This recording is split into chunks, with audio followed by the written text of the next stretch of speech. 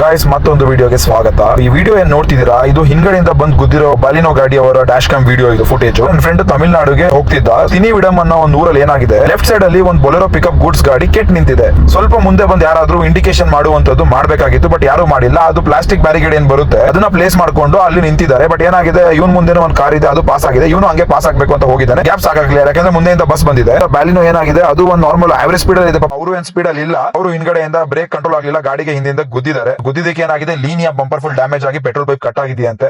ಆಮೇಲೆ ಅಲ್ಲಿಂದ police station ಹೋಗಿದ್ದಾರೆ. ಅಲ್ಲಿರೋ ಪೊಲೀಸರು ನೀವೇ ಸಾರ್ಟ್ ಮಾಡ್ಕೊಳ್ಳಿ ಅಂತ ಏನೋ ಹೇಳಿದಾರಂತೆ. ಸೇಫ್ ಡಿಸ್ಟೆನ್ಸ್ ಆಗ್ಲಿ ಇನ್ನೊಂದಾಗ್ಲಿ ಎಲ್ಲ ಇದೆ. ಬಟ್ ಆದ್ರೂ ಒಂದ್ ಸಣ್ಣ ತಪ್ಪಿನಿಂದ ಕೆಟ್ಟೋಗಿರೋ ಗಾಡಿಯವರು ಒಂದ್ ಸ್ವಲ್ಪ ಡಿಸ್ಟೆನ್ಸ್ ಮುಂದೆ ಬಂದ್ಬಿಟ್ಟು ಬಟ್ಟೆ ಗಿಟ್ಟೆ ತಗೊಂಡು ವೇ ಮಾಡುವಂತದ್ದು, ಇಲ್ಲ ಆ ಬ್ಯಾರಿಗೇಡ್ ನ ಮುಂಚೆನೆ ಪ್ಲೇಸ್ ಮಾಡಿದ್ರೆ ಈ ಅನಾಹುತ ಆಗ್ತಿರ್ಲಿಲ್ಲ. ಅದೃಷ್ಟ ಯಾರಿಗೂ ಏನೂ ಆಗ್ಲಿಲ್ಲ, ಬರೀ ಕಾರಿಗೆ ಮಾತ್ರ ಡ್ಯಾಮೇಜ್ ಆಗಿದೆ. ಬ್ಯಾಲಿನೋ ಅವ್ರಿಗೂ ಮುಂದೆ ಅವ್ರಿಗೂ ಬಂಪರ್ ಎಲ್ಲ ಡ್ಯಾಮೇಜ್ ಆಗಿದೆ, ಲೀನಿಯಾಗೂ ಹಿಂದೆ ಎಲ್ಲ ಡ್ಯಾಮೇಜ್ ಆಗಿದೆ. Drive safe, ride safe. ಇನ್ನೊಂದು ವಿಡಿಯೋದಲ್ಲಿ ಮತ್ತೆ ಸಿಗೋಣ.